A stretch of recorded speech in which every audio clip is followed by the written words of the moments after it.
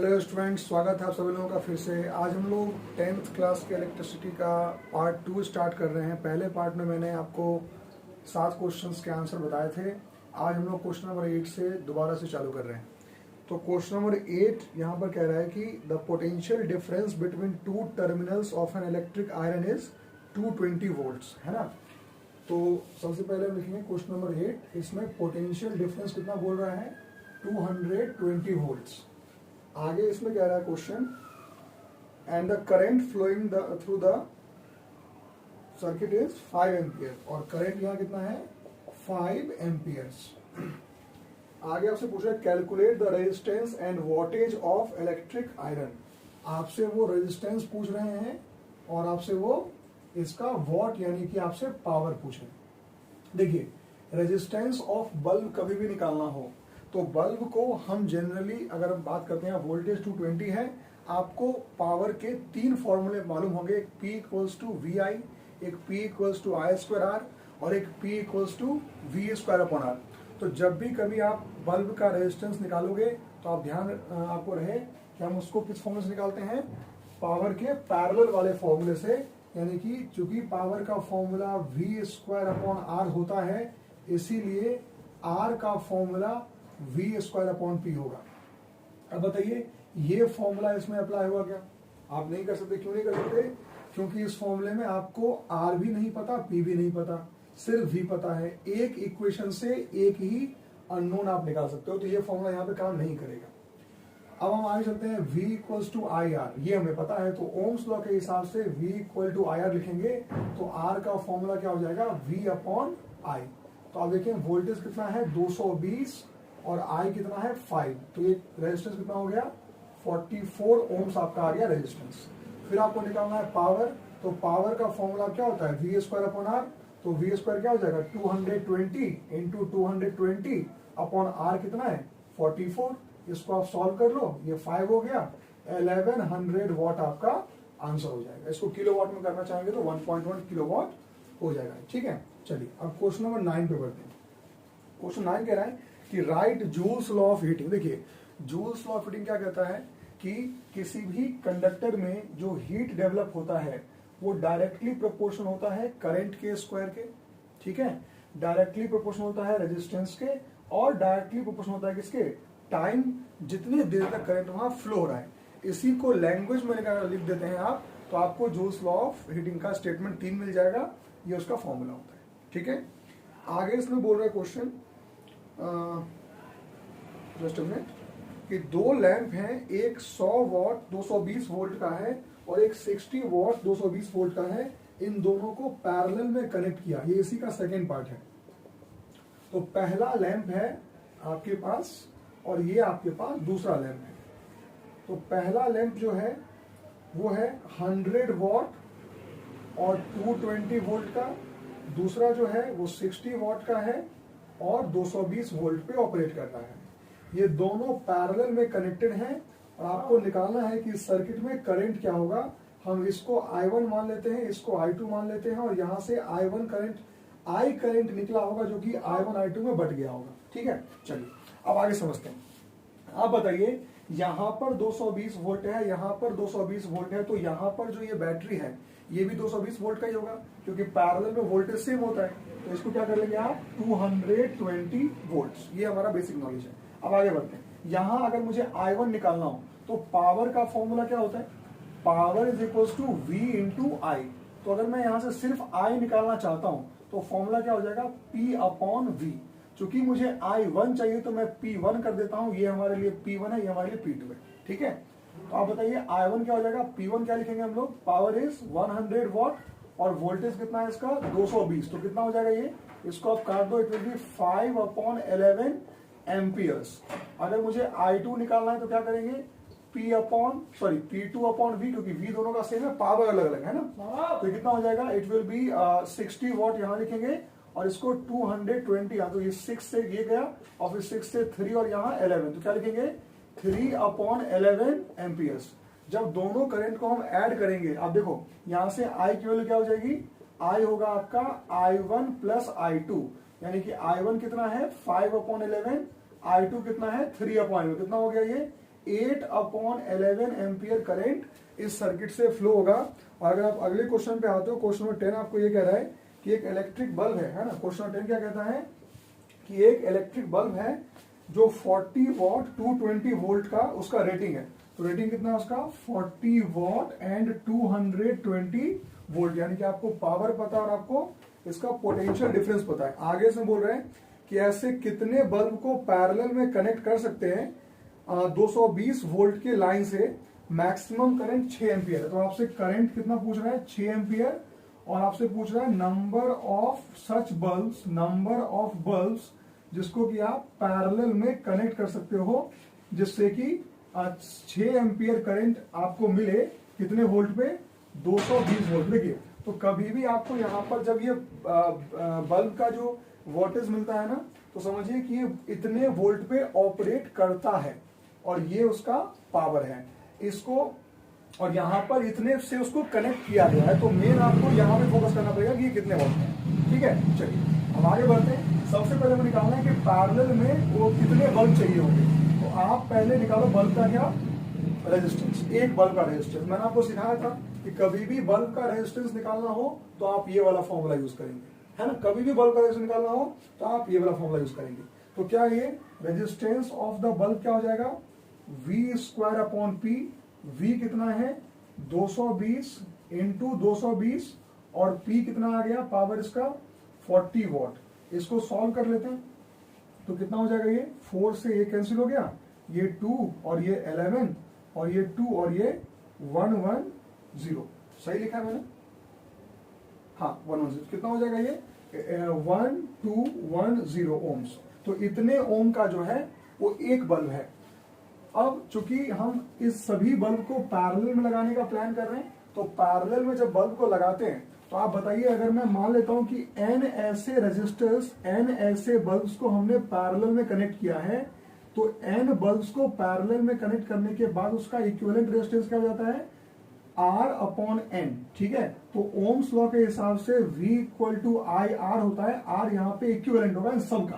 ठीक है, तो देखिए वोल्टेज कितना आपने को चाहिए, 220, करंट कितना चाहिए, 6, और R इक्विवेलेंट क्या आएगा, 121 था ना, हाँ 1210/N। ये आपका है इक्विवेलेंट रेजिस्टेंस। यहां से आप N निकाल लेना, जो भी आंसर है मुझे आप बताना कमेंट बॉक्स में कि आंसर क्या आ रहा है। इसके बाद अगला क्वेश्चन है क्वेश्चन नंबर 11। इसमें कह रहा है कि किसी भी कंडक्टर का जो रेजिस्टेंस होता है वो किन किन फैक्टर्स पर डिपेंड करता है। ठीक है, तो आप इसका आंसर जानते होंगे अच्छे से कि रेजिस्टेंस जो है किसी भी कंडक्टर का वो 4 फैक्टर्स पर डिपेंड करता है। सबसे पहला length, R is directly proportional to length of conductor. दूसरा होता है R is inversely proportional to area of the conductor. Area कौन सा, क्रॉस सेक्शनल एरिया। और तीसरा कौन सा होता है, नेचर ऑफ मटेरियल। मटेरियल कौन से नेचर का है इस पर डिपेंड करता है। और लास्ट होता है टेम्परेचर, है ना। तो टेम्परेचर पे भी रेजिस्टेंस डिपेंड करता है। अगर कंडक्टर है तो टेम्परेचर का, अगर आप टेम्परेचर को बढ़ाते हो तो कंडक्टर के केस में रेजिस्टेंस बढ़ेगा और सेमी कंडक्टर के केस में रेजिस्टेंस घटेगा। तो ये 4 पॉइंट्स आप वहां लिख देंगे, आपको इसके मार्क्स मिल जाएंगे। अगला क्वेश्चन बोल रहा है 11th का सेकंड पार्ट कि why are the metals good conductor of electricity, जबकि ग्लास होता है बैड कंडक्टर। देखिए, good conductor of electricity metal क्यों होता है, क्योंकि उसमें फ्री इलेक्ट्रॉन्स होते हैं। मैं फिर से बता दूं, किसी भी मटेरियल में 2 तरीके के इलेक्ट्रॉन्स होते हैं, एक होता है फ्री इलेक्ट्रॉन, एक होता है वैलेंस इलेक्ट्रॉन। वैलेंस इलेक्ट्रॉन उस इलेक्ट्रॉन को बोलते हैं जो कि सिर्फ एटम के न्यूक्लियस के चक्कर काटता है। वो कभी भी आपके लिए करंट को नहीं ले जाएगा। जैसे कि कोई भी बॉडी, मान लो ये मार्कर है, प्लास्टिक का है, इसके अंदर एटम तो होंगे ही ना, उसमें इलेक्ट्रॉन्स भी होंगे, लेकिन सारे के सारे इलेक्ट्रॉन्स कैसे हैं, वैलेंस इलेक्ट्रॉन्स हैं। मतलब क्या कि वो वैलेंस इलेक्ट्रॉन का काम क्या है, सिर्फ और सिर्फ न्यूक्लियस के चारों ओर घूमना, इसमें कोई भी फ्री इलेक्ट्रॉन नहीं है। लेकिन यहां पर ये मेटल है, इसमें जो फ्री इलेक्ट्रॉन्स होंगे वो आपके लिए करंट को कंडक्ट करेंगे। तो सिर्फ आंसर है कि metals have free electrons, that's why they are good conductor of electricity, whereas glass is an insulator because it do not have any free electron। ठीक है, आगे बोल रहा है कि why are alloys commonly used in electrical devices। कई बार question आ चुका है ना, बोर्ड वालों का फेवरेट टॉपिक है ये। क्या बोलते हैं वो कि हीटिंग डिवाइसेस में एलॉय को क्यों यूज किया जाता है मेटल के मुकाबले। तो आंसर क्या है, एलॉय को इसलिए यूज किया जाता है क्योंकि एलॉयज का रेजिस्टेंस ज्यादा होता है, और आप समझते हैं कि हीट का फॉर्मूला क्या होता है, heat developed in a conductor is equals to I square R T. आप आई को घर में बढ़ा नहीं सकते, टाइम को आप बढ़ाना चाहते नहीं हो, हीट आपको तुरंत चाहिए, तो आर को ही बढ़ाना पड़ेगा, यानी कि आपको एलॉय का इस्तेमाल करना पड़ेगा। ठीक है ना सर। क्वेश्चन नंबर 12 जो है वो ग्राफ से रिलेटेड क्वेश्चन है। इस क्वेश्चन में आपको एक टेबल बना के दिया हुआ है, इसमें V और I का डेटा मेंशन है। आपको उसमें पहले तो उसका ग्राफ प्लॉट करना है और आफ्टर दैट आपको उसका रेजिस्टेंस निकालना है। ऐसा क्वेश्चन भी 2 नंबर में आराम से एग्जाम में आता है। मैं डेटा नोट कर देता हूं। वोल्टेज है 0.5 और ये है 0.1, फिर करंट हो गया 0.2 तो वोल्टेज 1 हो गया, करंट 0.3 वोल्टेज 1.5 हो गया, करंट 0.4 वोल्टेज 2 हो गया, करंट 0.5 वोल्टेज 2.5 हो गया। ऐसा डेटा लिखा हुआ है। इसमें और भी आगे लिखा हुआ है, बट काफी है इतना कि समझ रहे पैटर्न वही चल रहा है। तो हमने क्या किया, तुरंत एक VI ग्राफ बनाया। VI ग्राफ, I पर हमने प्लॉट क्या किए, 0.1, 0.2, 0.3, 0.4 और एक और 0.5 कर सकते हो। यहाँ क्या पुट करेंगे हम लोग, देखिए पहले 0.5 पुट करेंगे, फिर 1, फिर 1.5, फिर 2, इन दिस वे। ग्राफ कैसा होगा इसका, स्ट्रेट लाइन होगा। काफी इजी है समझना इसको कि स्ट्रेट लाइन क्यों होगा। ठीक है, चलिए अब यहां पर हमें निकालना है इसका रेजिस्टेंस। तो ध्यान से सीखो कैसे सॉल्व करते हैं। V अपॉन आई, कभी भी इसका स्लोप निकालना हो ना, स्लोप मतलब क्या होता है, y अपॉन एक्स। जो कुछ भी y पे हो, जो कुछ भी x पे हो, तो y पे कौन है V, x पे कौन है I। V अपॉन आई क्या होता है, रेजिस्टेंस। तो VI ग्राफ का स्लोप क्या देगा, रेजिस्टेंस, है ना। स्लोप का सीधा मतलब ये होता है। चलिए तो हमें निकालना रेजिस्टेंस, क्या लिखेंगे, R is equals to V upon I. मतलब अब हम यहाँ क्या, चूंकि ग्राफ का क्वेश्चन है तो हम एक नया टर्म इंट्रोड्यूस करते हैं, that is known as del, है ना। डेल या डेल्टा बोलते हैं उसको, डेल या डेल्टा। तो यहाँ पर डेल यूज करेंगे तो मतलब क्या होता है, delta V upon delta I, read as change in voltage upon change in current. अब देखो यहाँ पे आपको करना क्या है, चूंकि ये लाइन बिल्कुल स्ट्रेट है तो इसका स्लोप कहीं भी आप निकाल लो, यहां से यहां में निकाल लो, यहां से यहां में निकाल लो, कहीं भी इसका स्लोप एक ही आएगा। तो मैं तो सीधे लास्ट से कंपेयर करता हूं। चेंज इन वोल्टेज, पहले वोल्टेज 0 था, आज वो 2 हो चुका है, तो चेंज क्या होगा, 2 - 0। हमेशा फाइनल में से इनिशियल को चेक करते हैं। फिर यहाँ पे करंट में क्या चेंज आएगा, 0.4 पहले था, ये 0 हो चुका है, तो इसको सॉल्व कर लो, क्या आएगा 5 ओम। अगर आप 2.5 और 0.5 करते तो भी आंसर 5 ओम ही आता, क्योंकि स्लोप सबका सेम है ना, और स्लोप क्या आता है, रेजिस्टेंस, तो रेजिस्टेंस सेम होगा। ये क्वेश्चन आपके लिए तैयार है, क्वेश्चन नंबर 12। आगे बढ़ते हैं। क्वेश्चन नंबर 13 क्या बोल रहे हैं कि इलेक्ट्रिकल रेजिस्टेंस क्या होता है। तो the property of a conductor या material to oppose the flow of current through it is known as electrical resistance. Name and define its SI unit. Name तो आप कर लेंगे क्या कि ओम होता है, ठीक है। हाउ यू विल डिफाइन, तो देखिए आर का फॉर्मूला क्या होता है, V अपॉन आई। आर अगर V अपॉन आई होता है तो इसको डिफाइन कैसे करते हैं, जब वोल्टेज 1 हो और करंट 1 हो तो रेजिस्टेंस भी 1 होता है। मतलब क्या, समझ लीजिए, मतलब ये कि when 1 ampere current flows through 1 volt potential difference, then the resistance of the conductor is known as 1 ohm resistance. This is the definition of 1 ohm resistance. फिर है list the factor on which resistance of a conductor depend. ये मैं दोबारा बोलूं कि आपको अभी बताया था मैंने, सेम टू सेम बात है। आगे बढ़ेंगे। How is the resistance of a wire affected when length is double. ध्यान सुना, बहुत ही एक्टिव हो जाओ। जब भी आपसे रेजिस्टेंस में हेरा फेरी पूछे ना तो बिल्कुल एक्टिव हो जाओ। क्या बोल रहा है क्वेश्चन में कि रेजिस्टेंस ऑफ वायर कैसे बदलेगा जब उसके लेंथ को डबल किया। लेंथ को डबल करने का स्ट्रेचिंग तो बोल नहीं रहा ना, वो लेंथ को डबल बोल रहा है। यानी कि नॉर्मल कंडीशन में आर का फॉर्मूला क्या होता है, रो एल बाई ए। अब सुनिए, लेंथ को डबल किया गया ना, एरिया के साथ कुछ नहीं किया गया। अगर वो बोलते कि हम उसको स्ट्रेच करके डबल करते हैं तो लेंथ को डबल करते एरिया हाफ हो जाता है, लेकिन अभी क्या बोल रहा है, सिर्फ लेंथ को डबल किया गया है ना, स्ट्रेचिंग बात नहीं हो रही। तो अगले वाले केस में आर डैश जो आप लिखेंगे, रो में चेंज नहीं आता, नया वाला लेंथ 2L हो चुका है, एरिया में चेंज हुआ नहीं, 2 को खिसका दो तो 2 इंटू रो एल बाई ए। दुनिया में सभी इंसान इसको देख सकते हैं कि ये वाली जो क्वांटिटी थी वो आर के बराबर थी, तो आप क्या देखेंगे, आर जो है वो आर डैश का डबल हो चुका होगा। देख रहे हैं आप, आर डैश का डबल आर, मतलब क्या, रेजिस्टेंस इसका डबल हो जाएगा। आगे बोल रहे हैं जब उसके रेडियस को डबल कर दिया जाए। अच्छा अच्छा अच्छा, देखो देखो 13 का सेकंड पार्ट क्या बोल रहा है, जब उसके रेडियस को डबल कर दिया जाए। रेडियस को डबल करते ही आप इतने समझदार होंगे कि उसका एरिया जो पाई आर स्क्वायर होता है, आज वो पाई के साथ 2r का स्क्वायर हो जाएगा, यानी ये 4 पाई आर स्क्वायर हो जाएगा। मतलब जो एरिया पहले सिर्फ पाई आर स्क्वायर था, आज वो 4 times of pi R square हो जाएगा। मतलब कि उसका एरिया 4 गुना बढ़ गया। ए डैश क्या हो गया, एरिया का 4 गुना बढ़ गया। अगर एरिया 4 गुना बढ़ गया तो रेजिस्टेंस का फॉर्मूला जो रो एल बाई ए हुआ करता था, आज वहां आर डैश में आपको 4a लिखना पड़ेगा।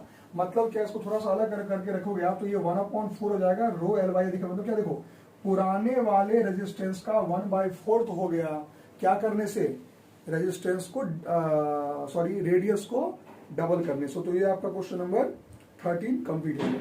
इसके बाद क्वेश्चन नंबर 14 में ये क्या बोल रहे हैं कि इलेक्ट्रिकल रेजिस्टेंस और रेजिस्टिविटी में क्या अंतर है। देखिए रेजिस्टेंस तो मैंने आपको पढ़ाया था अभी कि वो कंडक्टर की प्रॉपर्टी होती है, ठीक है, जिससे कि वो करंट के फ्लो को रोकता है।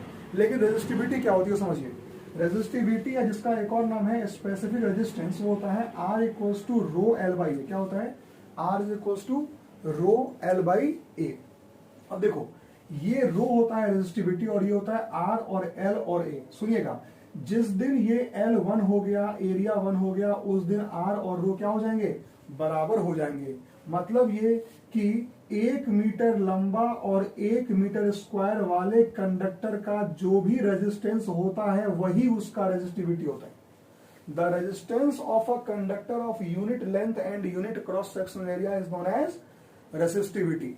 ये आपका रेजिस्टिविटी का डेफिनेशन हो गया। इसके बाद कहानी ये बोल रही है, इसमें एक न्यूमेरिकल है कि एक कॉपर वायर है जी, उसका रेजिस्टिविटी है 1.63 इंटू 10⁻⁻8 ओम मीटर। ओम मीटर उसका SI यूनिट होता है।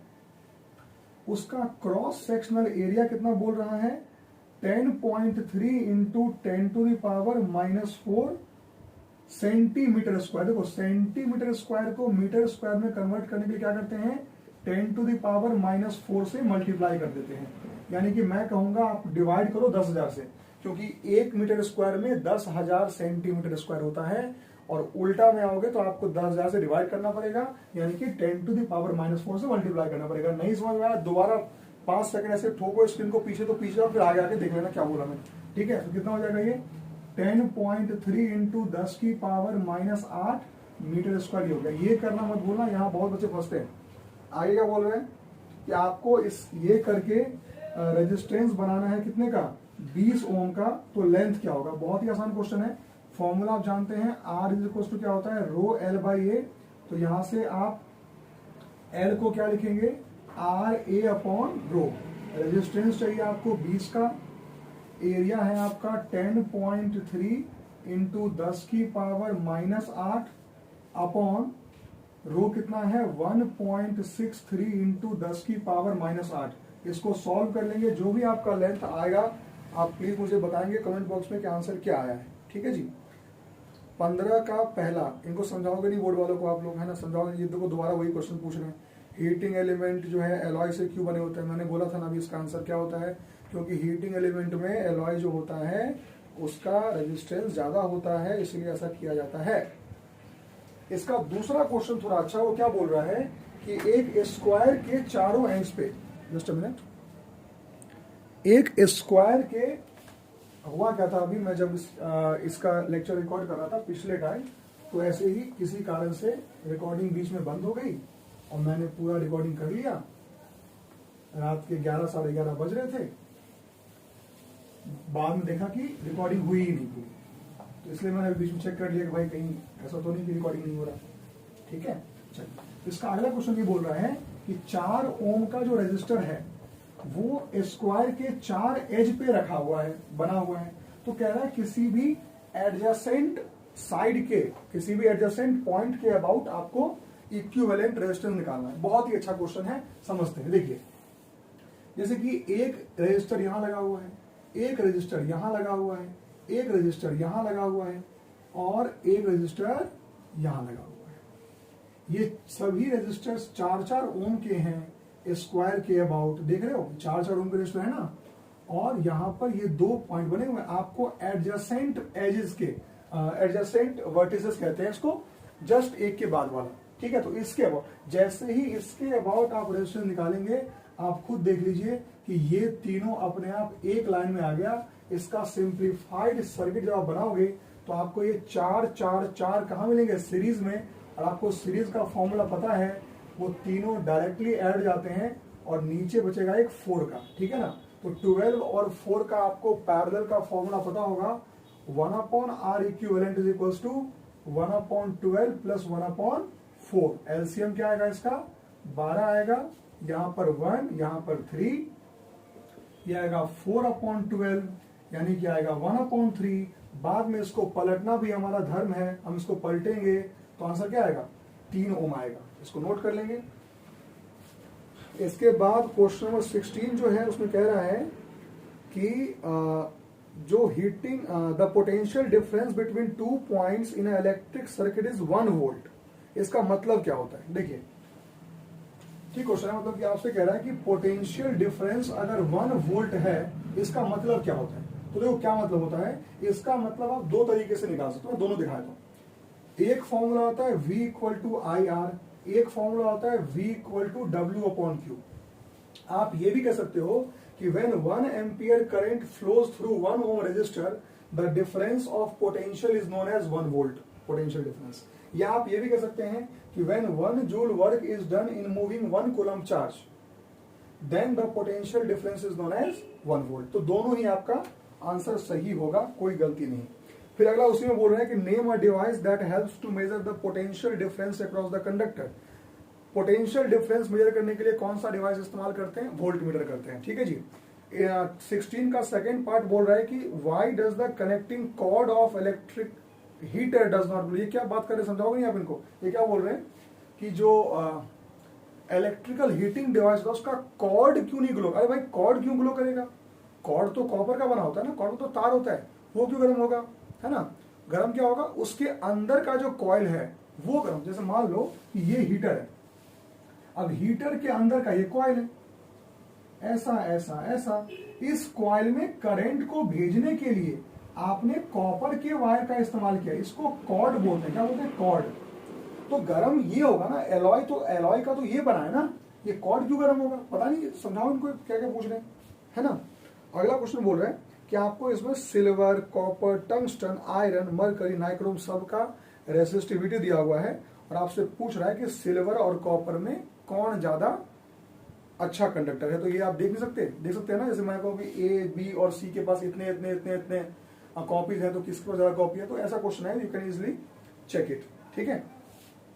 17 का पहला पार्ट बोल रहा है कि which is the better way to connect light and other appliances in domestic circuit. घर वाले सर्किट में हम सीरीज में कनेक्ट करना बेटर समझते हैं कि पैरेलल में। मैंने आपको थ्योरी में बताया होगा, हमारे पास लेक्चर अवेलेबल है, आप देख सकते हैं प्लेलिस्ट में, कि उसमें मैंने समझाया होगा आपको पहले भी कि पैरेलल में कनेक्ट करने का फायदा क्या होता है कि आप जब चाहो जिसको बंद कर सकते हो, जब चाहो जिसको चालू कर सकते हो। एक के बंद या चालू होने से किसी दूसरे पर कोई असर नहीं होता। दूसरा ये कि अगर एक डिवाइस ज्यादा पावर का है तो वो दूसरे को कोई इफेक्ट नहीं करता। कैसे, समझो। जैसे मान लो कि मैंने इस रास्ते पर यहाँ पर एसी कनेक्ट कर दिया, जो कि इतना भूखा इतना खाता है करंट, ठीक है। उसके बाद मैंने यहाँ पे लगा दिया पंखा, ठीक है, पंखा लगा दिया। फिर यहाँ पे मैंने क्या लगा दिया, बल्ब लगा दिया, बहुत बढ़िया। फिर क्या लगा दिया, आपके फोन का चार्जर। मेरे से बनेगा, बना तो मैं लूंगा, यस, चार्जर। इन सभी को मैंने अपने घर के बैटरी से जो भी हमारी व्यवस्था है उसमें जोड़ दिया। ये चारों किसमें लगे हुए हैं, पैरेलल में। मेरा मन कर रहा है कि मैं बल्ब को बंद कर दूं, सोने का टाइम आ गया। इसके बंद करने से सिर्फ इसी में करंट नहीं जाएगा ना, बाकी में तो करंट जा ही रहा है ना। फोन बढ़िया चार्ज हो ही रहा है, पंखा चल ही रहा है, एसी चल ही रहा है, क्या दिक्कत है। अगर आप चाहते हो कि नहीं हम पहले फैन को भी बंद कर दें, तो लो, फिर भी एसी और चार्जर चल रहे हैं। मोबाइल भी फुल चार्ज हो गया, चार्जर भी बंद कर दिया, फिर भी करंट वहां से तो आ ही सकता है ना। तो ये एसी का फायदा है। अगर आपने इन सबको एक लाइन में कनेक्ट किया होता और जैसे ही बल्ब बंद करते हैं, मान लो ये सभी एक ही लाइन में लगे होते हैं, एसी, पंखा, चार्जर और बल्ब एक ही लाइन में लगा होता, तो क्या होता देखो, एक को जैसे ही आप बंद करते पूरी कहानी जो है खत्म हो जाती। ऊपर से एसी को चाहिए ढेर सारा करंट, तो वो तो मंगाएगा, अरे मंगाएगा ना, लेकिन और करंट का रास्ता एक ही है, तो अगर ये मंगाता है 20 एम्पियर करंट, तो इनको भी झेलना पड़ेगा।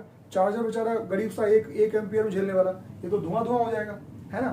तो इसीलिए हम जो है प्रेफर करते हैं पैरेलल कनेक्शन। किसमें? डोमेस्टिक। समझ में आ रहा होगा ना, समझ में तो आ रहा होगा आपको। मैंने पता है 3-4 जोक भी उसमें उस रिकॉर्डिंग में बोला था, वो भी पता नहीं चला गया, मुझे याद भी नहीं आ रहा। चलो कोई बात नहीं, अब तो किसी और लेक्चर में आपको जोक सुनाऊंगा। आगे बढ़ते हैं। इसमें अगला क्वेश्चन क्या बोल रहा है कि एक इलेक्ट्रीशियन है, बहुत अच्छा जॉब है, इलेक्ट्रीशियन है, ठीक है। वो आया तो हमने बुलाया उसको, आ जाओ। उसने इलेक्ट्रिक सर्किट ऐसा बना के दिया कि अगर लैंप फ्यूज हो जाता है तो सारे डिवाइसेस बंद हो जाते हैं। अरे तो ये लगता है फर्जी डिग्री वाला इलेक्ट्रिशियन होगा। उसने जरूर सीरीज में जोड़ दिया होगा ना उसको कि एक फ्यूज हुआ तो सारे बंद हो गए।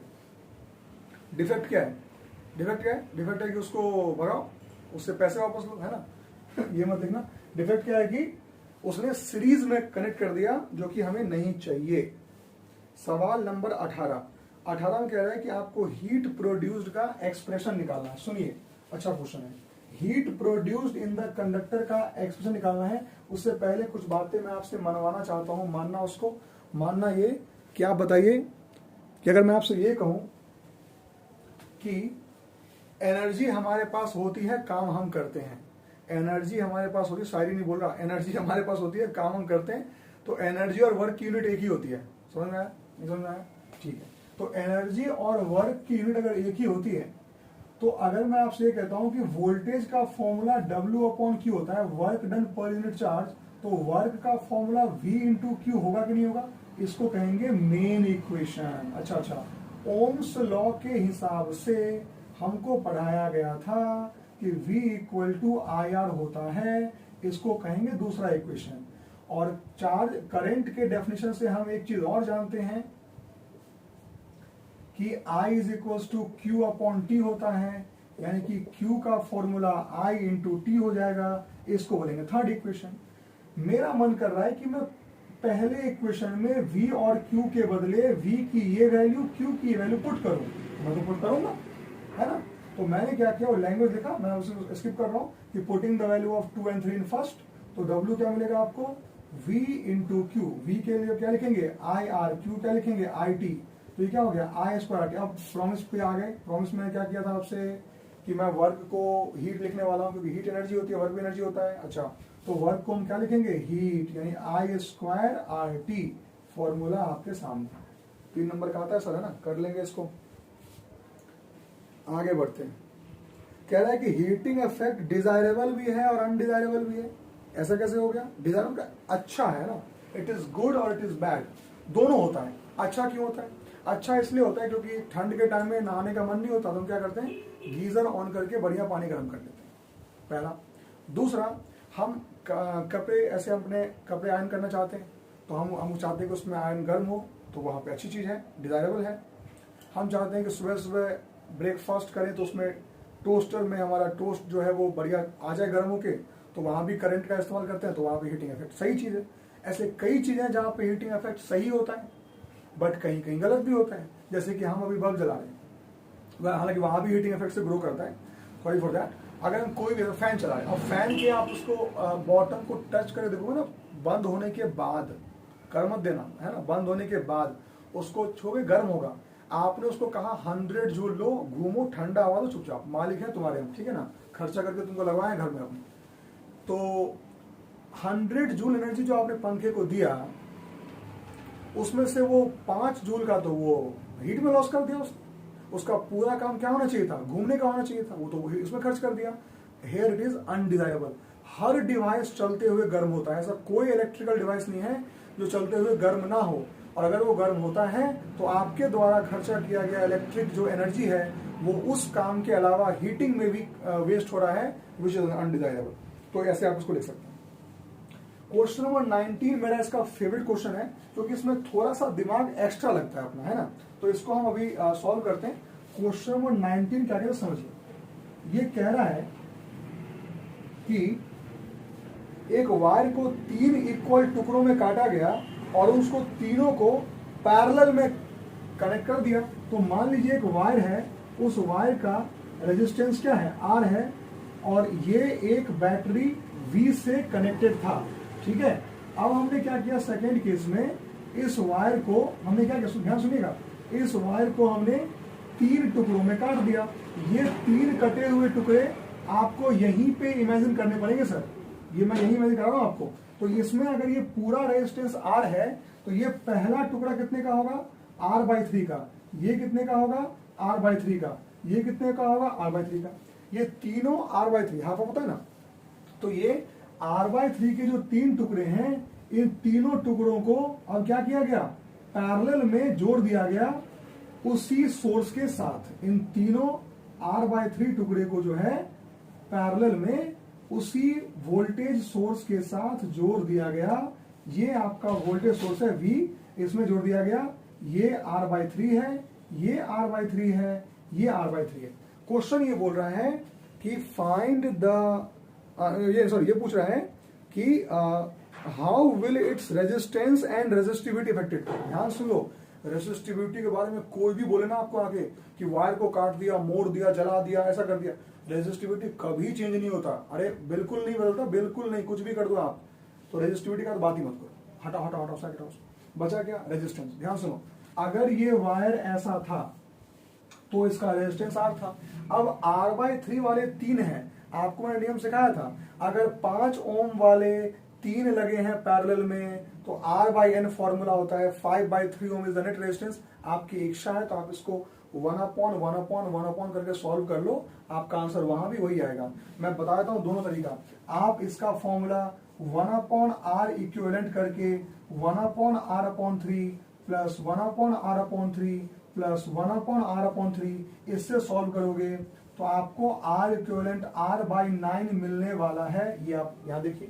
नहीं, अगर आप डायरेक्ट फॉर्मुलेट करना चाहते हो, इस पूरे सेटअप का R इक्विवेलेंट क्या हो जाएगा, इट विल बी R/3 और फिर अपॉन 3 डिवाइडेड बाय 3, मतलब क्या, मल्टीप्लाई बाय 1/3, कितना हो गया, R/9। तो क्या लिखेंगे, द रेजिस्टेंस, पहले जो R था अब वो क्या हो चुका है, R/9, मतलब क्या, रेजिस्टेंस 9 गुना कम हो गया।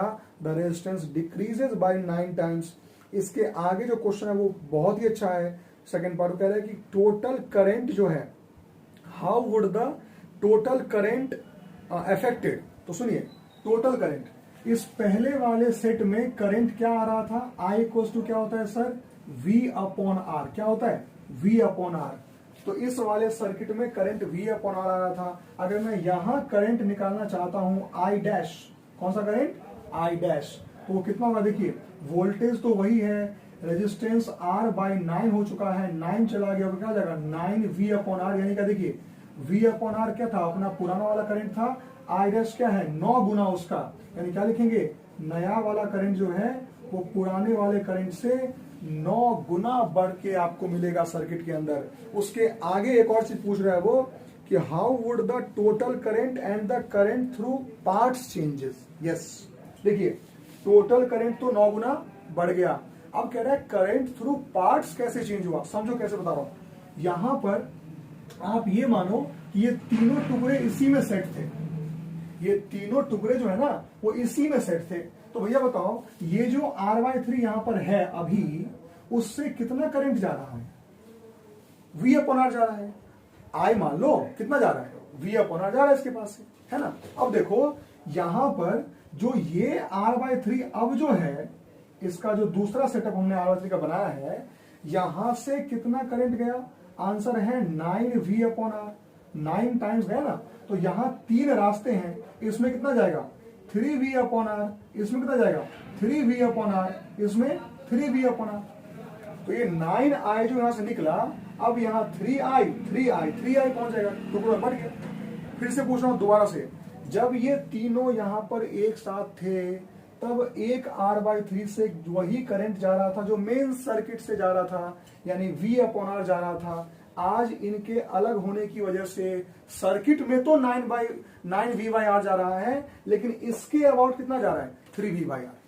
ठीक है, तो the current through each element increases by 3 times. बहुत ही क्लासिक क्वेश्चन है, आप इसको तैयार करेंगे। सवाल नंबर 20 क्या बोल रहा है कि इलेक्ट्रिक फ्यूज इंपॉर्टेंट कंपोनेंट है सभी डोमेस्टिक सर्किट के लिए, क्यों?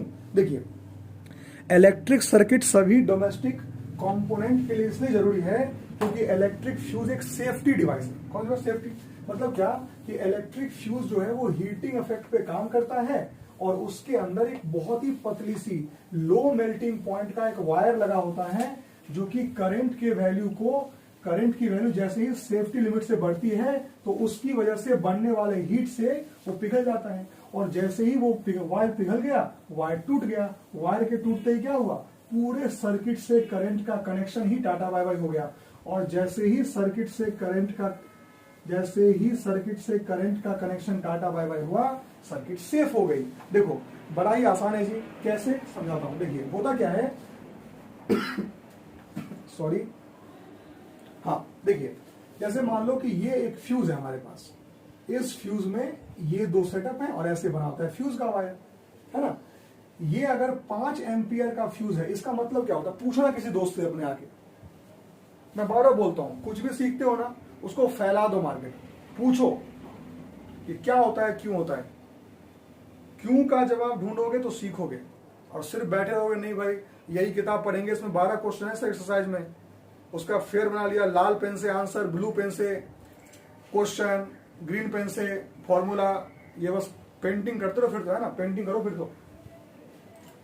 क्वेश्चंस बनाइए, पूछिए। ये फ्यूज के ऊपर जो 5 एम्पियर का मतलब क्या, इसका मतलब ये होता है कि 5 एम्पियर वाले करंट से जो हीट बनेगा, सुन दोबारा बोल रहा हूं, 5 एम्पियर वाले करंट से जो हीट बनेगा उस हीट तक ये जिंदा रहेगा, वही इसका मेल्टिंग पॉइंट है सर। जैसे ही करंट 6 एम्पियर हो गया तो I2RT वाले फॉर्मूले से 6 एम्पियर करंट की वजह से जो हीट बनेगा ये उसको झेल नहीं पाएगा और ये टूट जाएगा। जैसे ही टूटा तो क्या हुआ, सर्किट ब्रेक। 2 रुपए का आता है वायर पतला सा, 1 रुपए का आता है, बच गया। लेकिन सामने जो एसी लगा हुआ था आपके 40,000 रुपए का, इस एसी में करंट आना बंद हो गया, एसी तो बच गया ना आपका। ये फ्यूज है, इसीलिए जरूरी होता है। सवाल नंबर किसका बोला है कि state the law which governs the amount of heat produced in a metallic conductor when current is pass through a given time. कौन सा लॉ बताता है हीट कितना होगा, जूल्स लॉ ऑफ हीटिंग, ठीक है ना। अब कह रहा है एक्सप्रेस द लॉ मैथमेटिकली। अभी मैंने क्वेश्चन किया था ना V = IR, V = W/Q करके, है ना, वहां से मैंने H = I² डिराइव किया था। अभी क्वेश्चन नंबर 18 में सेम इसका आंसर है, आगे आप इसको नोट कर सकते हैं। क्वेश्चन नंबर 22 क्या बोल रहे हैं, what kind of graph is obtained by plotting V and I। V और I को जब आप प्लॉट करते हो तो आपको किस तरीके का ग्राफ मिलता है। The graph is a straight line. क्यों स्ट्रेट लाइन, क्योंकि V is proportional to I होता है, कौन से लॉ के हिसाब से, ओम्स लॉ के हिसाब से। क्वेश्चन का आंसर इतना दे दो ना कि सामने वाला नंबर काटने से पहले 1000 बार सोचे आपके कि कैसे नंबर काट लिया। इसमें तो मैंने पूछा सिर्फ V/I और ये तो ऐसा, ये सब कुछ लिख दिया इसने तो है, ओम्स लॉ सब, ऐसा करके आंसर आपको अरेंज करना है, ठीक है सर। क्वेश्चन नंबर 23 करते हैं। क्वेश्चन नंबर 23, जिन बच्चों को इसका PDF चाहिए वो मुझे कमेंट बॉक्स में मेंशन आप बताइए। नंबर मेरा है 9993302140। आप व्हाट्सएप कर सकते हैं, मैं आपको एक पूरा सेट भेज दूंगा। आप वहां से क्वेश्चन करें।